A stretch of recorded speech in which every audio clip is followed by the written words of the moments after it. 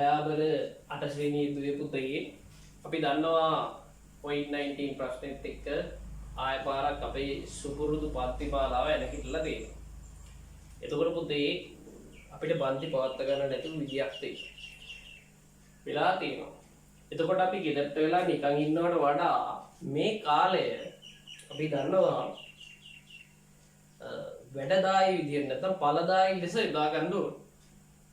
උදාහරණ මතක ඇති අපි නිමාඩුවට කලින් පාසල් නිමාඩුව ලැබුණාම සාමාන්‍යයෙන් අපි අමතර පන්ති තියෙන පන්ති දවස් වලට අමතරව තව 3ක් නැත්නම් 4ක් දානවා. එතකොට අපි බලාපොරොත්තු තිබ්බ කොහොමද තුන්වෙනි වාරේ පාඩම් 4ක් 5ක් ඉස්කෝලේ යනකොට ඉවර කරගන්න.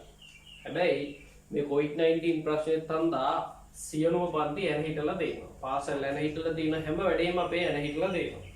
එතකොට අද ඉඳන් මම තීරණය කරා මේ පාඩම් මාලාව YouTube එකේ තුලදී වීඩියෝ පාඩම් මාලාවක් හැටියට ඉදිරිපත් කරන්න. එතකොට පුතාලා හැමදාම මේ විදිහට සතියකට එක වීඩියෝ එකක් ගන්න ඔයාලට ලැබෙනවා.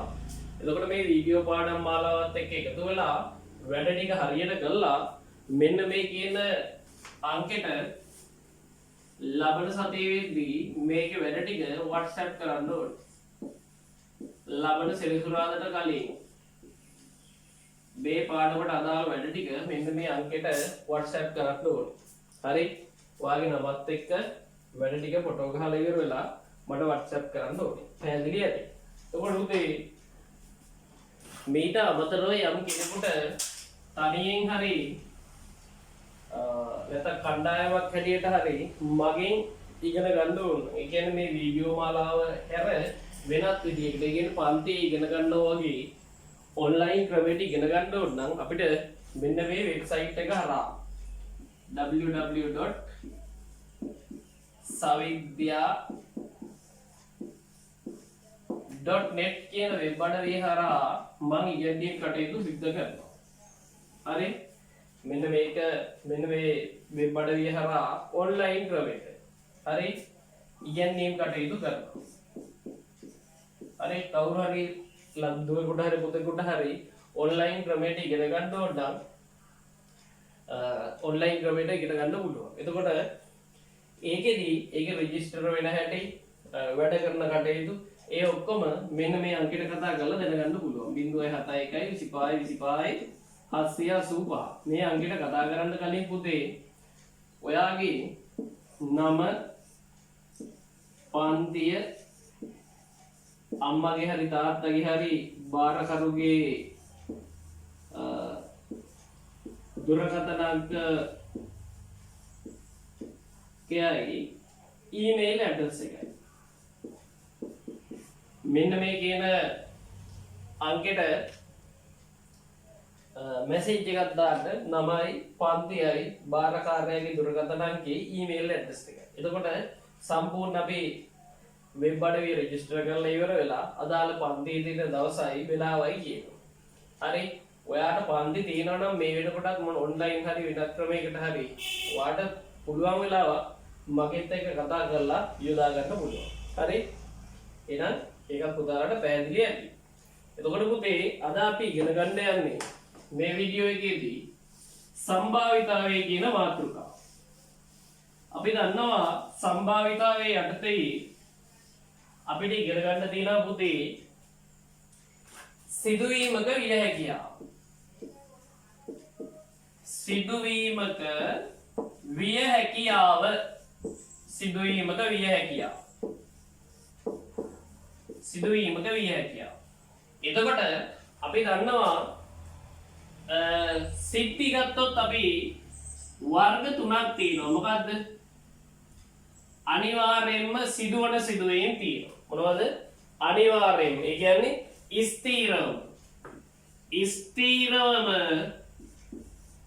ස්ථීරවම සිදුවන සිද්ධි තියෙනවා. අනිවාර්යෙන් සිදුවන සිද්ධි තියෙනවා. මොනවද අනිවාර්යෙන් පුතේ සිද්ධ වෙන සිද්ධි? උදාහරණයක් හැටියට ගත්තොත්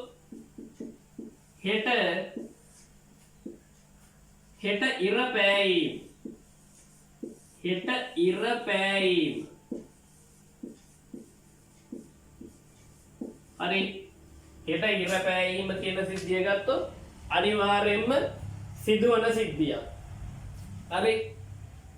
ජලයට අතහරින ලද ගලක් ජලයේ ගිලීම අනිවාර්යෙන්ම සිද්ධ වෙන සිද්ධියක්. ඊට පස්සේ හෙට ඉර බැස යෑම අනිවාර්යෙන්ම සිදුවන සිද්ධියක්. උඩ දමන ලද ධාතු කැටයක් බිම වැටීම අනිවාර්යෙන්ම වෙන සිද්ධියක්. උඩ දමන ලද කාසියක් බිම වැටීම අනිවාර්යෙන් සිදුවන සිද්ධියක්. ඕවා අනිවාර්යෙන්ම ස්ථීරවම සිදුවන සිද්ධි. ඊට පස්සේ ස්ථීරවම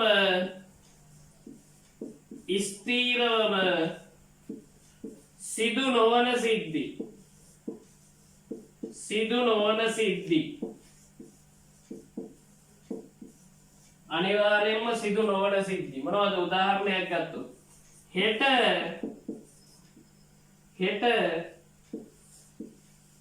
බටහිරින් ඉර පායා ඒම. හෙට බටහිරින් ඉර පායා ඒම. ඉර පායා ඒම අනිවාර්යෙන්ම හෙට බටහිරින් ඉර පායන්නේ නැහැ කියලා අපි දන්නවා. ඉර පායන්නේ කොහෙන්ද? නැගෙනහිර පැත්තේ. හෙට ඉර පායා ඒම මොකද්ද? ස්ථීරවම සිදු නොවන සිද්ධියක්. පැහැදිලි ඇති. ඊට පස්සේ පුතේ තව සිද්ධියක් තියෙනවා. මොකද්ද?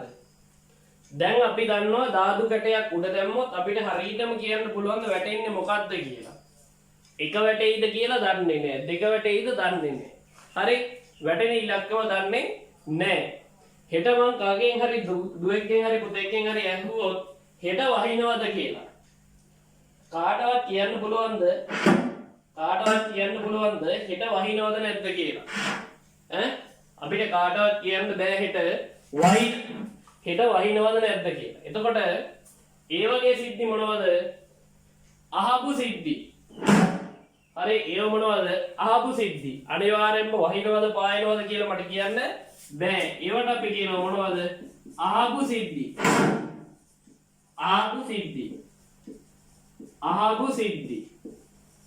හරි. උදාහරණයක් ඇටියට ගත්තොත් මොකද්ද? උඩ දැමූ කාසියක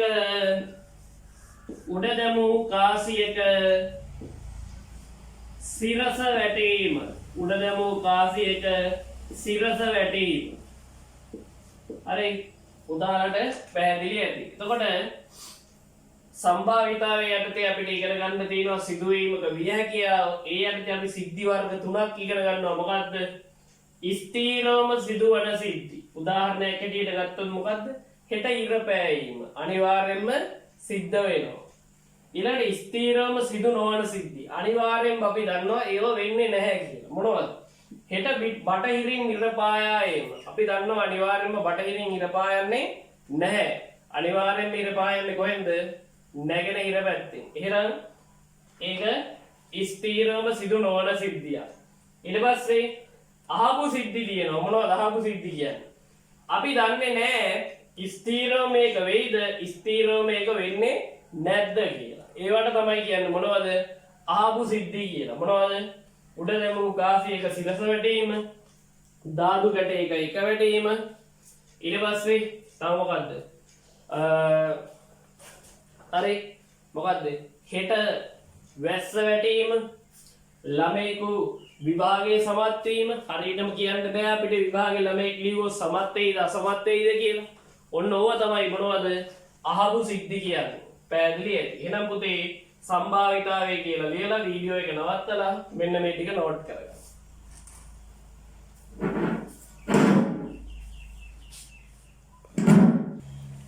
හරි පුතේ එහෙනම් ලියා ගන්න ඇති. හරි. දැන් පුතේ සිදුවීමක විය හැකියාව මෙන්න මේ විදිහට සිද්ධ වෙනවා. මොකද්ද? කොහොමද? ස්ථීරවම සිදුවන සිද්ධියක විය හැකියාව ඒක මම වෙන පැනකින් ලියන්න පුතාලට පැහැදිලි වෙන්න. ස්ථීරවම සිදුවන සිද්ධියක විය හැකියාව කීයක් වෙනවද? විය හැකියාව එකක් වෙනවා. ඒ කියන්නේ ස්ථීරවම සිදුවන සිද්ධියක ඒ සිද්ධිය සිදුවීමේ විය හැකියාව කීයක් වෙනවද? එකක් වෙනවා. එකක් වෙයි. එහෙනම් හෙට නැගෙනහිරින් ඉර පායනවා කියන සිද්ධියේ විය හැකියාව කීයද පුතේ? එකක් වෙනවා. පැහැදිලි ඇති. ඊට පස්සේ ස්ථීරවම සිදු නොවන සිද්ධියක විය හැකියාව කීයක් වෙනවද? විය හැකියාව බිඳුවක් වෙනවා. ඒකේ විය හැකියාව කීයක් වෙනවද? බිඳුවක් වෙනවා. සිද්ධියක විය හැකියාව බිඳුවක් වෙනවා. ඊට පස්සේ පුතේ අහපු සිද්ධියක විය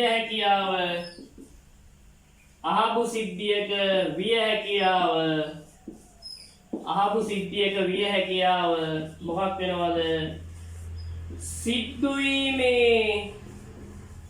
සිදුවීමේ ප්‍රවණතාවය අනුව. ඒ කියන්නේ සිද්ධිය සිදුවීමේ හැකියාව අනුව ප්‍රවණතාවය අනුව බිඳුවත් එකත් අතර වෙනවා. එකත් අතර වේ. උදාහරණයක් ගත්තොත් කාසියක් උඩ දැම්මාම සිරස ලැබීමේ විය හැකියාව බිඳුවත් එකත් අතර වෙනවා කියලා දැනට ගන්නවා. පැහැදිලි? එහෙනම් සිද්ධියක සිදුවීමක විය හැකියාව ගත්තොත් කොහොමද බෙදෙන්නේ? ස්ථීරවම සිදුවන සිද්ධියක විය හැකියාව එකක් වෙනවා. ස්ථීරවම සිදු නොවන සිද්ධියක විය හැකියාව බිඳුවක් වෙනවා. අහපු සිද්ධියක සිදුවීමේ විය හැකියාව සිද්ධිය සිදුවීමේ ප්‍රවණතාවය අනුව බිඳුවත් එකත් අතර වෙනවා. උදාහරණයක් පැහැදිලි ඇති. එහෙනම් මේ ටික ලියා ගන්නකො, පැහැදිලිව නෝට් කරගන්නකො වීඩියෝ එක නවත්තලා.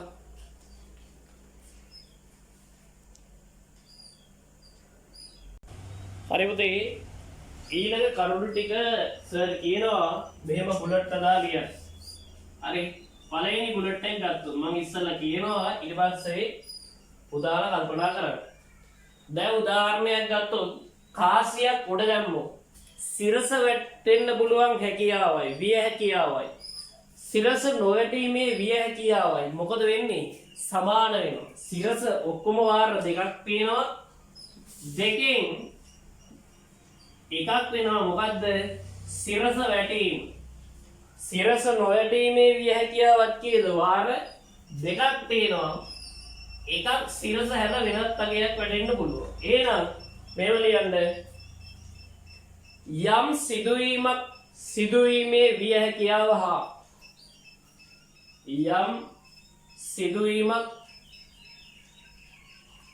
සිදුවීමේ විය හැකියාව හා සිදුවීමේ විය හැකියාව හා සිදු නොවීමේ විය හැකියාව සිදු නොවීමේ විය හැකියාව සිදු නොවීමේ විය හැකියාව සිදු නොවීමේ විය හැකියාව සිදු නොවීමේ විය හැකියාව සමාන වේනම් සමාන වේනම් සමාන වේනම් සමාන වේනම් සමාන වේනම් සමාන වේනම් සමාන වේනම් සමාන වේනම් සමාන වේනම් එම සිද්ධිය සිදුවීමේ එම සිද්ධිය සිදුවීමේ එම සිද්ධිය සිදුවීමේ එම සිද්ධිය සිදුවීමේ විය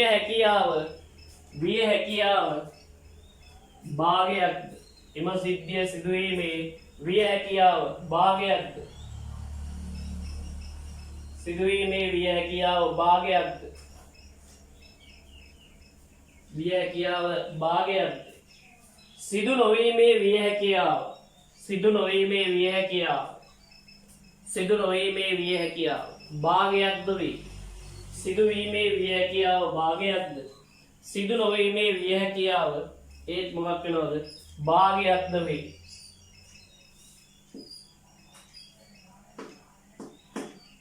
හරි, ඊළඟ කරුණ ගත්තොත් පුතේ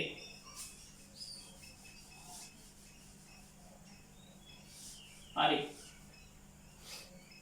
දැන් උදාහරණයක් ඇටියට ගත්තොත් ධාතු කැටයක් උඩ දැම්මාම එකට වඩා වැඩි සංඛ්‍යාවක් ලැබී. ඉතින් ධාතු කැටයක් උඩ දැම්මොත් වෙන්න පුළුවන් අවස්ථා මොනවද? 1 2 3 4 5 6.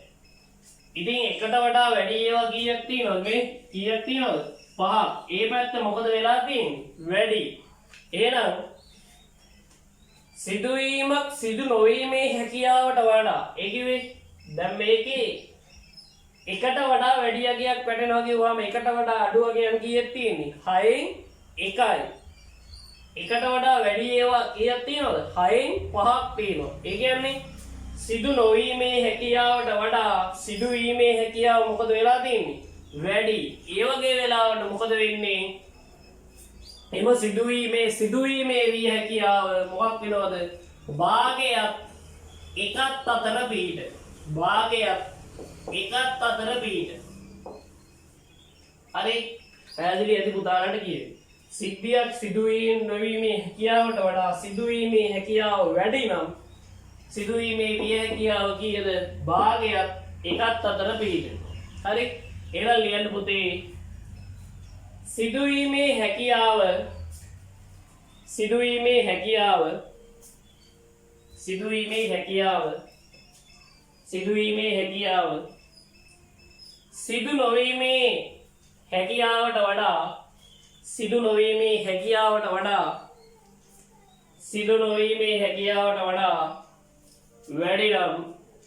සිදු නොවීමේ හැකියාවට වඩා වැඩි නම් සිදු නොවීමේ හැකියාවට වඩා වැඩි නම් එම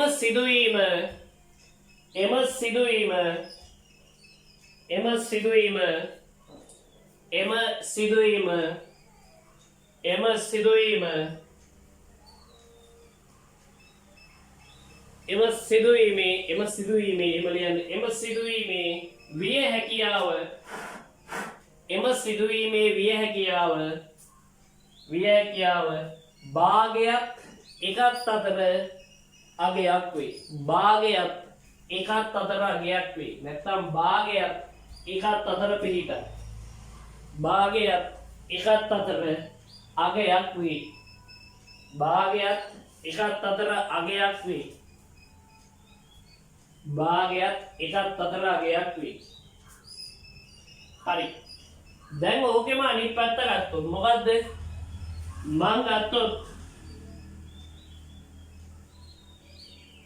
මං ගත්තොත් මේව ධාතු කැටයක් උඩ දාලා ලැබෙන සංඛ්‍යාව 3ට වඩා අඩු අගයක් වීම කියන එක ගත්තොත් කීයද? ඔක්කොම බලන්න මේකේ 6ක් තියෙනවා. 3ට වඩා අඩු ඒවා කීයක් තියෙන්නේ? 2යි. 3ට වඩා 3යි 3ට වඩා වැඩි ඒවා කීයක් තියෙනවද? 4යි. වීමට වඩා නොවීම මොකද වෙලා තියෙන්නේ? වැඩි. වීමට වඩා නොවීම ලොකුයි. එහෙනම් මොකද වෙන්නේ? ඒකේ විය හැකියාව මොකද වෙන්නේ? භාගයත් බිඳුවත් අතර පිහිටනවා. කීයක් වෙනවද? භාගයත් බිඳුවත් අතර පිහිටනවා. හරි ලියන්න මේව. සිදුවීමේ හැකියාව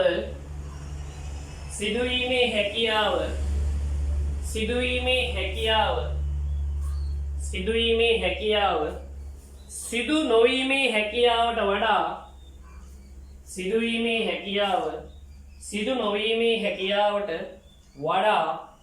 අඩු නම් සිදුවීමේ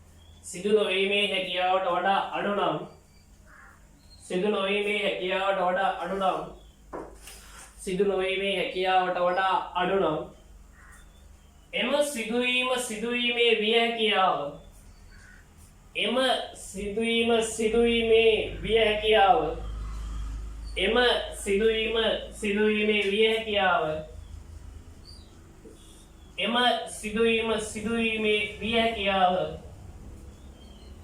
බිඳුවත් භාගයත් අතර අගයක් වේ. බිඳුවත් භාගයත් අතර අගයක් වේ. හරි පුතේ පුංචි අභ්‍යාසයක් දෙනවා. ලියන්නකෝ. පහත දැක්වෙන වගුව සම්පූර්ණ කරන්න. පහත දැක්වෙන වගුව සම්පූර්ණ කරන්න. පහත දැක්වෙන වගුව සම්පූර්ණ කරන්න. පහත දැක්වෙන වගුව සම්පූර්ණ කරන්න. පහත දැක්වෙන වගුව සම්පූර්ණ කරන්න. පහත දැක්වෙන වගුව සම්පූර්ණ කරන්න. හරි. පුතාලා වීඩියෝ එක නවත්තලා මෙන්න මේ වගුව ලියාගෙන සම්පූර්ණ කරන්න තියෙන්නේ. මෙහෙමයි කරන්නේ. මේ පැත්තේ දීලා තියෙනවා සිදුවීම. ඊට පස්සේ අර කියලා දීපු කරුණු ටික හොඳට කල්පනා කරලා විය හැකියාව ලියන්න තියෙනවා. අනිවාර්යයෙන්ම සිද්ධ වෙනවා නම් ඒකේ විය හැකියාව කීයද? 1යි. අනිවාර්යයෙන්ම වෙනවා නම් ඒකේ විය හැකියාව 1යි.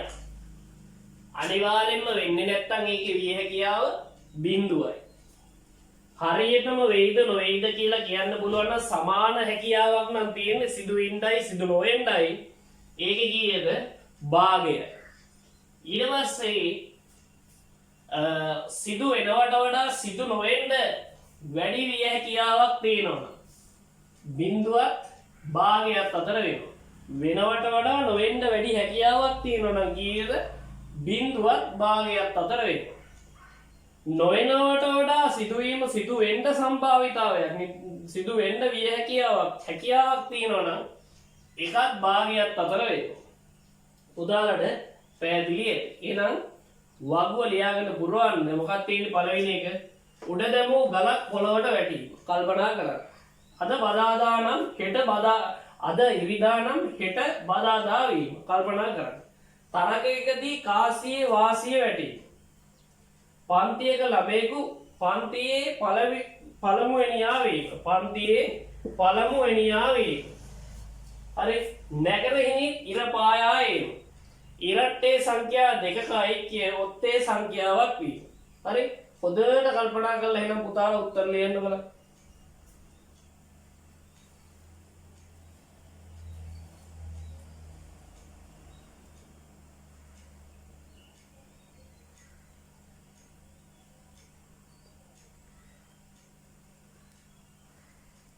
හරි.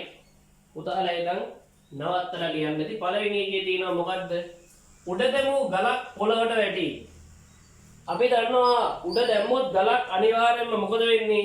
බිම වැටෙනවා. අනිවාර්යයෙන්ම වෙනවා. එහෙනම් විය හැකියාව කීයද? 1යි. ඊට පස්සේ අද ඉරිදා නම් හෙට බදාදා වීම. අද ඉරිදා නම් අපි දන්නවා හෙට අනිවාර්යයෙන්ම මොකද්ද? සදුදා. එහෙනම් ඒක වෙන්නේ නැහැ 0යි. ඊළඟට තරගයකදී කාසියේ වාසිය වැටීම. තරගයකදී කාසියේ වාසිය වැටීමේ හැකියාවත් නොවැටීමේ හැකියාවත් මොකද වෙන්නේ? සමානයි. එහෙනම් කීයද? භාගයයි. ඊළඟට පන්තියේ ළමයෙකු පන්තියේ පළවෙනියා වීම. ඉතින් එක ළමයෙක්ගේ අනිවාර්යයෙන්ම පන්තියේ පළවෙනියා වෙන්නේ. ඔක්කොමලා මොකද වෙන්නේ? පන්තියේ පළවෙනියා වෙන්නේ නෑ. එහෙනම් මොකද වෙන්නේ? ඒකේ වෙනවට වඩා නොවීමේ විය හැකියාව මොකද වෙන්නේ? වැඩි. එහෙනම් කීයද? බිඳුවත් භාගයත් අතර වෙනවා. බිඳුවත් භාගයත් අතර වෙනවා. ඊට පස්සේ නැගෙනහිරින් ඉර පායා ඒම. අපි අනිවාර්යයෙන්ම දන්නවා කොහෙන්ද ඉර පායන්නේ? බටහිරින් නෙමෙයි. කොහෙන්ද? නැගෙනහිරින්. එහෙනම් අනිවාර්යයෙන්ම වෙනවා. එහෙනම් 1යි. ඊට පස්සේ ඉරට්ටේ සංඛ්‍යා දෙකක ඓක්‍ය ඔත්තේ සංඛ්‍යාවක් වීම. උදාහරණයක් ඇටියට ඉරට්ටේ සංඛ්‍යා දෙකක් ගමු. 2යි 4යි. එකතු කරනවා කීයද? 2යි 4යි 6යි. ගමු 8යි 2යි කීයද? 10යි. මේ ඉරට්ටේ සංඛ්‍යා දෙකක් එකතු කරපුවාම මොකක්ද දෙන්නේ? ඉරට්ටේ සංඛ්‍යාවක්. ඔත්තේ සංඛ්‍යාවක් නෙමෙයි. අනිවාර්යෙන් මේක වැරදි. එහෙනම් කීයද? 0. හරි. එහෙනම් පුතාලට පැහැදිලිව ඇති. අනිවාර්යෙන්ම වෙනවා නම් ඒකේ හැකියාව කීයද? 1යි. අනිවාර්යෙන්ම නොවෙනවා නම් 0යි. ඊට පස්සේ වෙන්නත් පුළුවන් නොවෙන්නත් පුළුවන් ඒවල කීයද? භාගයයි. ඊට පස්සේ නොවෙනවට වඩා වීමේ හැකියාව වැඩි නම් 0ක් නෙමෙයි කීයද? භාගයක් එකත් අතර වෙනවා. භාගයක් එකත් අතර වෙනවා. නොවීමට වඩා වීමට වඩා නොවීම වැඩි නම් මොකද වෙන්නේ? 0ක් භාගයක් අතර වෙනවා. උදාහරණයක් දැන් පැහැදිලි ඇති. එහෙනම් වැරදි තියෙනවා නම් හදාගන්න වීඩියෝ එක නවත්තන්න.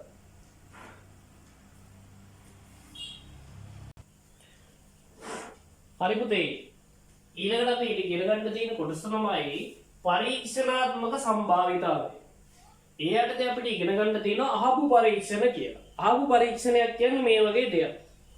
මම කාසියක් උඩ දැම්මොත් මට කියන්න පුළුවන් අනිවාර්යයෙන්ම වැටෙන්නේ මෙන්න මේ දෙකෙන් එකක් කියලා. මොකද්ද? එක්ක සිරස වැටෙනවා. සිරස කිව්වේ අර රාජ්‍ය ලාංඡනයේ පැත්ත. එක්ක අගේ වැටෙනවා. ඒ කිව්වේ රුපියල් 2 නම් 2 3 නම් 3 එහෙම ගාලා තියෙන්නේ. ඒ පැත්ත වැටෙනවා. මම දන්නවා අනිවාර්යෙන් ওই ප්‍රතිඵල දෙකෙන් එකක් තමයි ලැබෙන්නේ කියලා. හැබැයි මට හරියටම කියන්න පුළුවන්ද? නිශ්චිතවම කියන්න පුළුවන්ද? වැටෙන්නේ සිරස කියලා. එහෙම කියන්න බෑ. වැටෙන්නේ අගේ කියලා හරියටම නිශ්චිතවම කියන්න පුළුවන්ද? බෑ. ඔන්න ඔය වගේ පරීක්ෂණයකට තමයි කියන්නේ මොකක් කියලාද? අහපු පරීක්ෂණයක් කියන්නේ. පැහැදිලි ඇති. ධාතු කැටයක් උඩ දැම්මොත් අනිවාර්යයෙන්ම මම දන්නවා එකේ ඉඳන් 6ට නම් අංක දෙන්නේ එක්ක 1 වැටෙනවා, එක්ක 2 වැටෙනවා, එක්ක 3, එක්ක 4, එක්ක 5, එක්ක 6. හැබැයි මට හරියටම කියන්න බෑ එක්ක වැටෙන්නේ 1ද, 2ද, 3ද, 4ද, 5ද, 6ද කියලා. මට හරියටම කියන්න බෑ. ඔන්න ඔය වගේ පරීක්ෂණයකට අපි කියනවා අහපු පරීක්ෂණයක් නැත්නම් තව නමක් කියනවා සසම්භාවී පරීක්ෂණයක් කියලා. මොකද කියන්නේ? සසම්භාවී පරීක්ෂණයක් කියලා. පැහැදිලි? එතකොට අහපු පරීක්ෂණයක් කියන්නේ මොකද්ද? ලැබිය හැකි ප්‍රතිඵල දන්නා නමුත් ලැබෙන ප්‍රතිඵල දන්නව මොනවද කියලා. නමුත් පරීක්ෂණය කිරීමට පෙර ඒ කිව්වේ ධාතු කැටේ උඩ දාන්න කලින්, කාසිය උඩ දාන්න කලින්, මල්ලට අත දාලා එළියට බෝලයක් ගන්න කලින් ඔන්න ඔයගේ පරීක්ෂණය කිරීමට ප්‍රථම ප්‍රතිඵලය නිශ්චිතව ලැබෙන්නේ මොකද්ද කියලා ප්‍රතිඵලය හරියටම නැත්තම් නිශ්චිතවම කිව නොහැකි පරීක්ෂණයකට කියන්න බැරි පරීක්ෂණයකට අහපු පරීක්ෂණයක් කිව්වත් සසම්භාවී පරීක්ෂණයක් ලෙස හඳුන්වනු ලබනවා. උදාහරණයක් පැහැදිලි. එහෙනම් පරීක්ෂණාත්මක සම්භාවිතාවය කියලා ලියලා අහපු පරීක්ෂණ කියලා ලියලා මේ ටික හරියට ලස්සනට නෝට් කරගන්න. හරි. මේ උගන්වන දේවල් වල මොනවා හරි දෙයක් තේරෙන්නේ නැති ගතියක් තියෙනවා නම් ওই වීඩියෝ එක යටින් කමෙන්ට් එකක් දාලා දෙන්න. ඊළඟ වීඩියෝ එක වෙද්දී ආයෙ පොඩ්ඩක් විස්තර කරලා දෙන්න.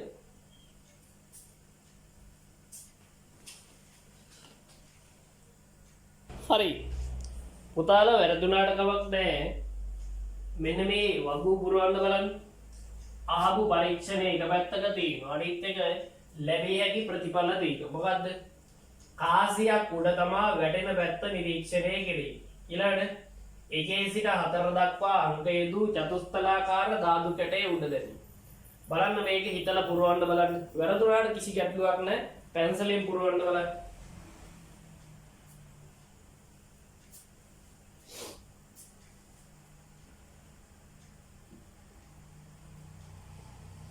හරි. පුතාලා එනම් පැන්සලෙන් පුරවන්න නැති කාසියක් උඩ තමා වැටෙන පැත්ත නිරීක්ෂණය කරන්න. මොකද්ද වැටෙන්න පුළුවන්? අගය වැටීම. ඊළඟට සිරස වැටීම. දෙපානම පන්නිසිටිය කියන එක නෙමෙයි. ඒ සිරස ටීවී. එකක් අගය වැටීම. අනිත් එක මොකද්ද? සිරස වැටීම. ඊළඟට 1 සිට 4 දෙක අංක යෙදූ ධාතු කැටයක් උඩ දැම්මම මොකද්ද? 1 වැටීම. ඊළඟට 2 වැටීම. අත්තිලවයි මොකද්ද? 3 වැටීම. ඊළඟට 4 වැටීම. හරි. ඔය විදිහට තමයි ලැබිය හැකි ප්‍රතිඵල අපිට දැනගන්න ඕනේ. ඕන විභාගයට අහලත් නැහැ, අහන එකක් නැහැ. මම නිකන් දැනගන්න මේ කීවේ අච්චු පොතෙත් නැහැ. ඔක වැඩි විස්තර කළා. ඊට පස්සේ හරි. හරි. හදා ගන්න බලන්න ඔය ටික.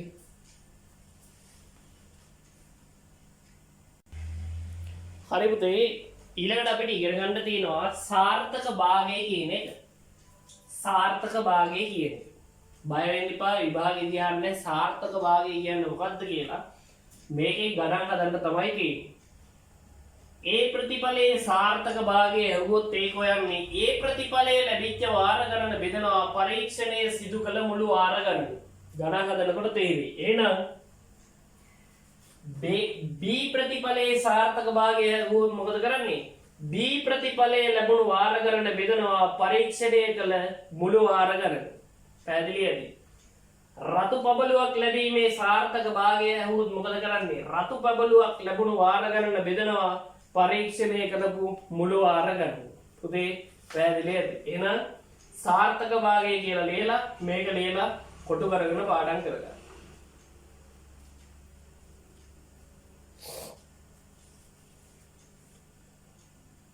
හරි පුතේ එහෙනම් ගණන් හදන්න තියෙන්නේ. එහෙනම් ලියන්න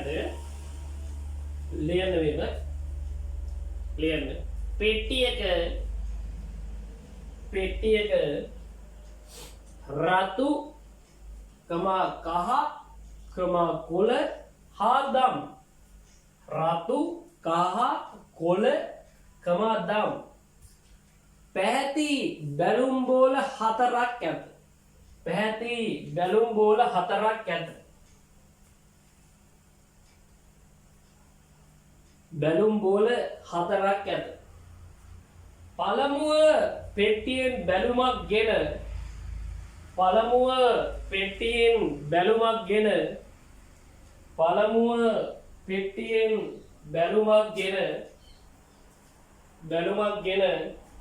එහි වර්ණය සටහන්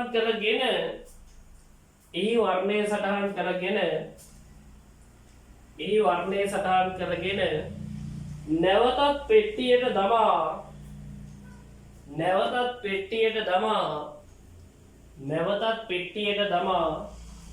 බැලුමක් ගෙන වර්ණය සටහන් කරගනු ලැබේ.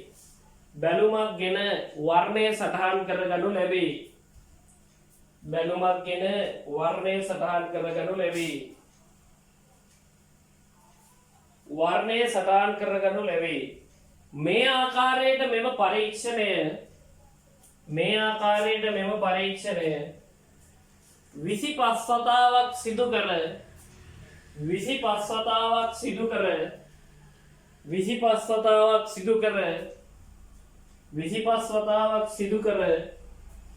ලැබුණු ප්‍රතිඵල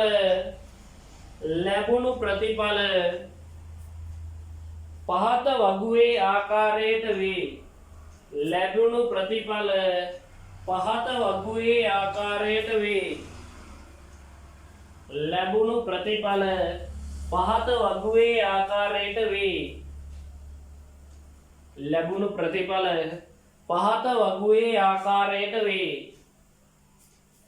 හරි.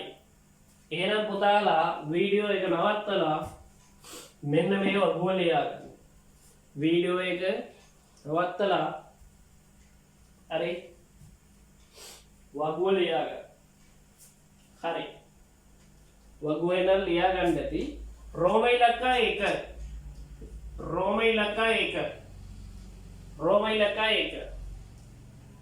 රතු බැලුමක් ලැබීමේ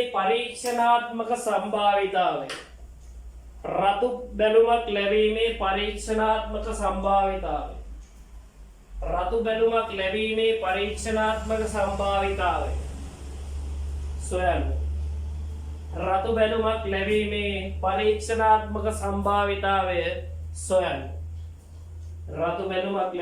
පරීක්ෂණාත්මක සම්භාවිතාවය සොයන්න.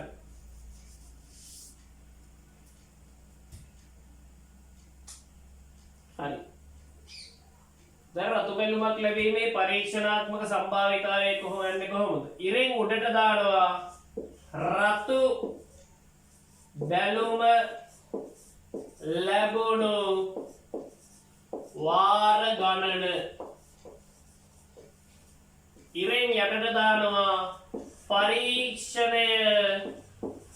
පරීක්ෂණය සිදු කළ වාර ගණන. ඉරෙන් උඩට දැම්මා රතු බැලුම ලැබුණු වාර ගණන. ඉරෙන් යටට දානවා පරීක්ෂණය සිදු කළ වාර ගණන. ඉතින් බලන්න පුතේ මේකේ රතු බැලුමක් ලැබුණු වාර ගණන තියෙනවා 5. පරීක්ෂණය සිදු කළ ඔක්කොම වාර ගණන තියෙනවා 5යි 3යි 8යි 8යි 2යි 10යි 10යි 15යි 25යි. එහෙනම් රතු බැලුමක් ලැබීමේ පරීක්ෂණාත්මක සම්භාවිතාවය කීයද? 25න් 5යි. කීයද? 25න් 5යි. හරි එහෙනම් ඔය විදිහට පුතාලා කහ බැලුමක් ලැබීමේ පරීක්ෂණාත්මක සම්භාවිතාවය කොළ බැලුමක් ලැබීමේ පරීක්ෂණාත්මක සම්භාවිතාවය දැම් බැලුමක් ලැබීමේ පරීක්ෂණාත්මක සම්භාවිතාවය හොයන්න බලන්න හරි හොයන්න බලන්න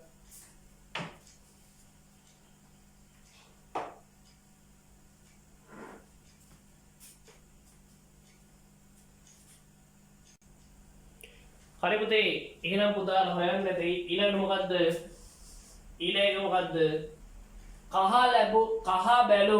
කහ බැලුම ලැබුණු වාර ගණන බෙදනවා මොකෙන්ද පරීක්ෂණයේ සිදු කළ වාර ගණන කහ බැලුමක් ලැබීමේ ලැබුණු වාර ගණන කීයද 3යි ඔක්කොම වාර කීයද 25යි 25න් කීයද 3යි ඊළඟ කොළ බැලුමක් ලැබුණු වාර ගණන බෙදනවා ඔක්කොම වාර ගණනේ පරීක්ෂණය සිදු කරපු වාර ගණනේ කීයද 25න් 2යි. ඉතින් උඩට දාන්නේ මොකද්ද? අදාළ පරීක්ෂණේ අදාළ කොටස විතරයි. මේක දැන් මොකද්ද?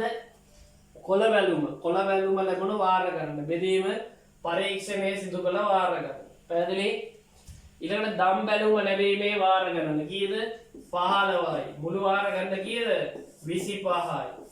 උදාලට පැහැදිලි ඇති හරි එහෙනම් පුතේ ඔය ටික හදාගන්න හදාගෙන මෙන්න මේ කාරණේ ලියන්න බලන්න හරි ලියන්න ඊළඟ එකේ සිට 6 තෙක් එකේ සිට 6 තෙක් එකේ සිට 6 තෙක් එකේ සිට 6 තෙක් එකේ සිට 6 තෙක් එකේ සිට 6 තෙක් එකේ සිට 6 තෙක් අංක යොදන ලද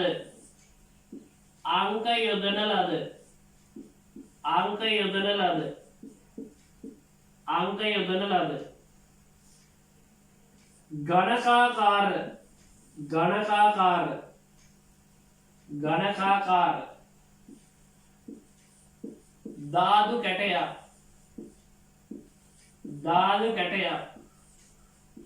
ධාතු කැටයක් 20 වරක්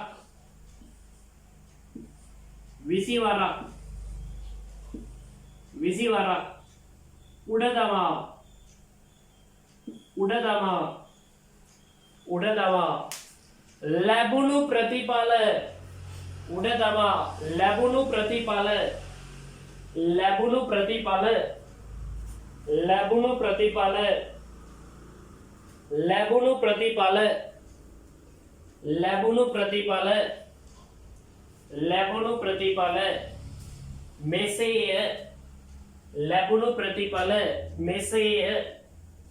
ලැබුණු ප්‍රතිඵල මෙසේය හරි පුතේ එහෙනම් මේක ලස්සනට නෝට් කරගන්න බලන්න මෙන්න මේ වගුව ලස්සනට නෝට්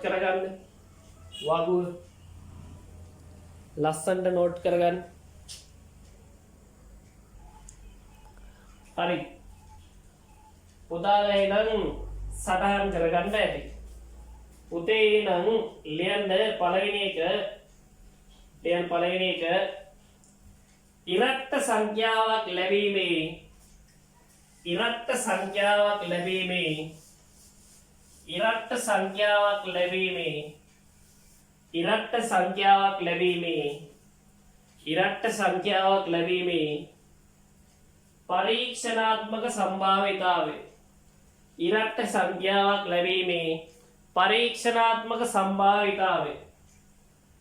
ඉරට්ට සංඛ්‍යාවක් ලැබීමේ පරීක්ෂණාත්මක සම්භාවිතාවය සොයන්න ඉරට්ට සංඛ්‍යාවක් ලැබීමේ පරීක්ෂණාත්මක සම්භාවිතාවය සොයන්න ඉරට්ට සංඛ්‍යාවක් ලැබීමේ පරීක්ෂණාත්මක සම්භාවිතාවය සොයන්න හරි මම ඒක විතරක් කියලා දෙන්නම් බලන්න ඉරෙන් උඩට දානවා මොකද්ද ඉරට්ට සංඛ්‍යාවක්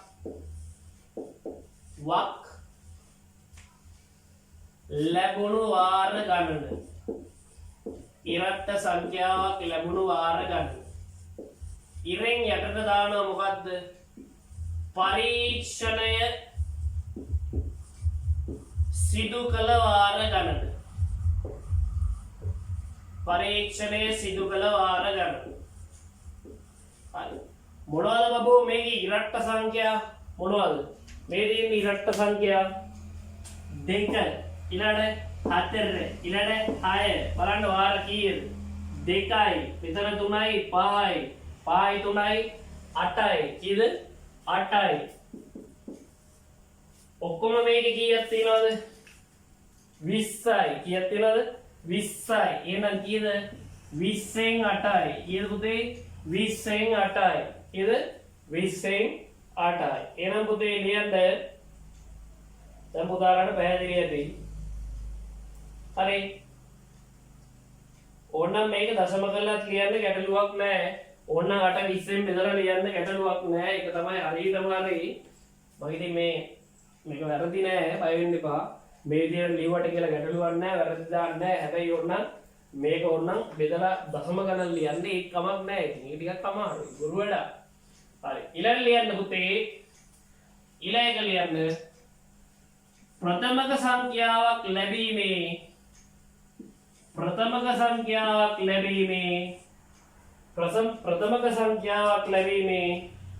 ප්‍රථමක සංඛ්‍යාවක් ලැබීමේ පරීක්ෂණාත්මක සම්භාවිතාවය සොයන්න. ප්‍රථමක සංඛ්‍යාවක් ලැබීමේ පරීක්ෂණාත්මක සම්භාවිතාවය සොයන්න.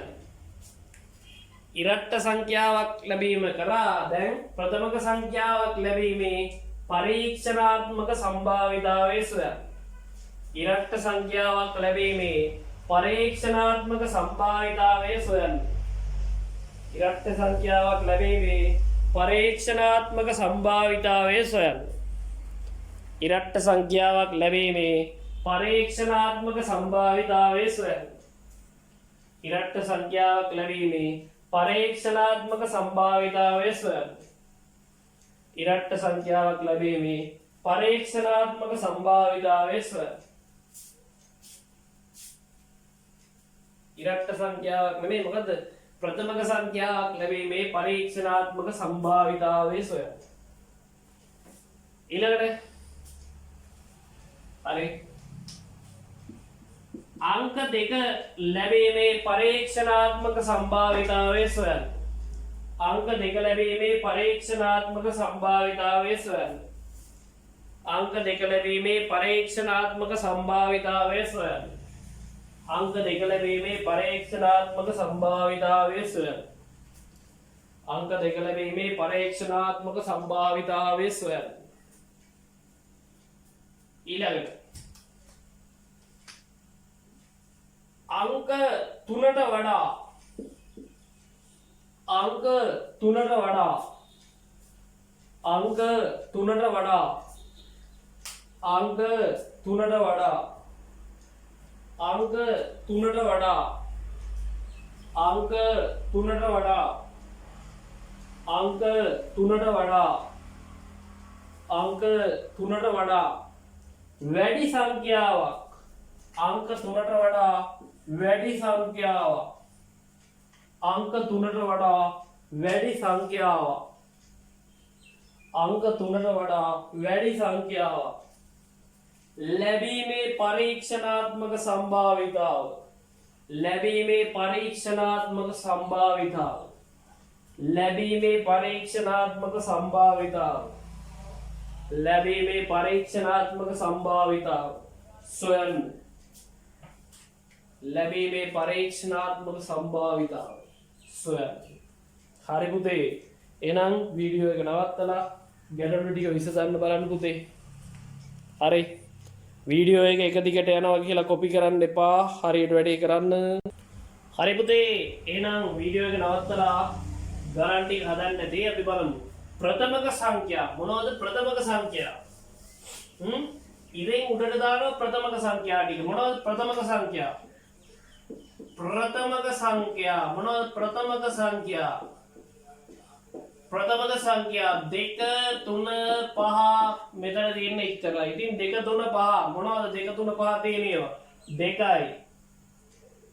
ඊට පස්සේ 7යි 3යි. ඉතින් කීයද? නෑ 3යි නෙමෙයි කීයද? 2යි. ඉතින් 2යි 2යි 4යි 4යි 7යි 11යි ඔක්කොම 20යි 20 11යි ඔන්න ප්‍රථමක සංඛ්‍යා. ඊට පස්සේ දෙක ලැබීම නම් ඉතින් ඕන්න මේ ගන්නවා කීයද? දෙක ලැබීම නම් කීයද? 20න් කීයද? 2යි 20න් 2යි. ඊට පස්සේ අංක 3ට වඩා ඒව මොනවද? මේ දෙන්නේ 3ට වඩා ඒව 4 3යි 5 2යි 6 3යි 2යි 3යි 5යි 5යි 5යි 3යි 8යි කීයද 20න් 8යි. යම් ළමෙක් මේව දන්නේ නැත්නම් දරුවෝ සටහන් කරගන්න. ඊට පස්සේ සමචතුරස්‍ර සංඛ්‍යා අහලා තිබ්බනම් මොනවද? ඒකට තව නමක් කියනවා වර්ග සංඛ්‍යා. මොනවද? 1 4 9 බ්ලා බ්ලා බ්ලා දිගටම යනවා. ඊට පස්සේ ත්‍රිකෝණ සංඛ්‍යා අහලා තිබ්බනම් මොනවද? 1 3 6 10 දිගට යනවා. මෙතන නම් ඕවා නෑ. හරි අහලා දෙන්න පුළුවන්. හරි පුතේ නම් සටහන් කරගන්න. හරි හරි පුතාලා එන වීඩියෝ එක නවත්තලා සටහන් කරගන්න ඇති. දැන් පුතේ ඔයාලට ගෙදරදී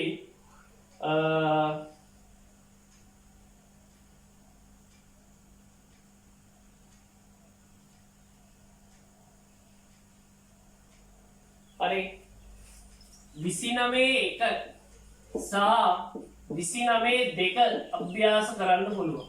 150 පිටුවේ 159 පිටුවේ අච්චු පොතේ දෙක කොටසේ පෙළ පොතේ දෙක කොටසේ තියෙනවා. එහෙනම් ඔයාලා ඔය අභ්‍යාස ටික ඉදිරියට කරන්න.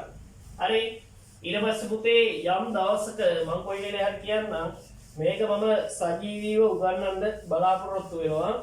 හරි එහෙම වුණොත් අපි කොහොමද කරන්න කියලා පස්සේ දරුවෝ දෙන්නම්. හරි එතකොට පුතේ මම අර කලින් කිව්ව විදිහටම මෙන්න මේ වෙබ් අඩවිය හරහා www.savidya.net කියන වෙබ් අඩවිය හරහා ඔන්ලයින් ක්‍රමයට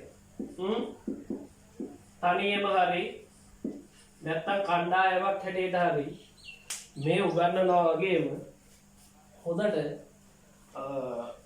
මේ පාඩම් ටික 6 වසර ඉඳන් 11 වසරට යනකම්ම සියලුම පාඩම් ටික ඔන්ලයින් ක්‍රමයට උගන්වනවා. හරි එතකොට ඒ ක්‍රමයටත් යම් කෙනෙකුට අවශ්‍ය නම් උගන්වන්න පුළුවන්. හරි එතකොට ඒක සතිපතා හැමදාම අකණ්ඩව සිද්ධ වෙනවා. මේ වීඩියෝ මාලාව සර්ච් වෙලාව තියෙන හැටියට පුළුවන් විදිහට ඉස්කෝලේ පටන් ගන්නකම් ඔයාලට පාඩම් ටික මගහැරෙන්නේ නැති වෙන්න පාඩම් ටික උගන්වනවා. කොහොම වුණත් කොහොමත් ඉස්කෝලේ පටන් ගත්ත ගමන්ම පන්ති පටන් ගත්ත ගමන්ම මේ පාඩම් ටික පිළිවෙලට ඉවර වෙනවා. එතකොට යම් කෙනෙකුට ඉගෙන ගන්න මේ ඔන්ලයින් ක්‍රමයට ඕන නම් මෙන්න මේ විදිහට ඉගෙන ගන්න පුළුවන්. ඊට පස්සේ පුතේ ඔයාලා මගේ YouTube channel එක තාම subscribe කරලා නැත්නම් මේ යට තියෙන රතු පාටේ subscribe කියලා. අන්න ඒක ඔබලා subscribe කරා. ඒක කරලා තියෙනවනේ ආයෙ කරන්න එපා. එතකොට ඒක නැති වෙනවා. ඊට පස්සේ මේ bell එකක් තියෙනවා.